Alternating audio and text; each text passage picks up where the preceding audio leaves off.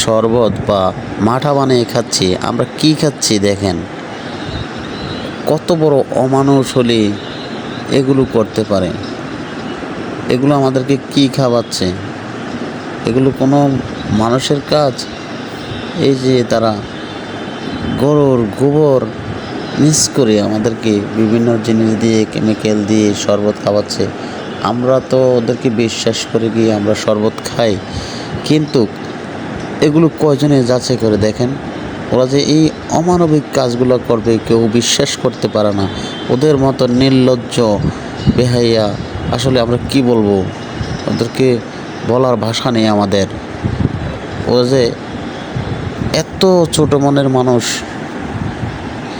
আসলে আমি এখানে ধর্মকে বিকৃত করছি না, মূলত হচ্ছে ওরা এই ধর্মে, সবার ধর্ম সবার কাছে প্রিয়, কিন্তু ওরা যে আজকে যে কাজগুলো করছে, এখানে তো মুসলমানরা খাচ্ছে, বিভিন্ন জাতিরা খাচ্ছে। এই যে গরুর গোবর মিক্স করে মানুষকে খাওয়াচ্ছে, কত বড় লজ্জাজনক! আমরা তো ভাষা নেই আমার বলার। এগুলো কি কোনো মানুষের কাতারে পড়ে? না, পড়ে না। ওদেরকে আমি প্রশাসনের কাছে বলবো, ওদেরকে এই ধরনের লোকগুলো ধরে অ্যারেস্ট করে আপনারা দৃষ্টান্তমূলক শাস্তি দেন।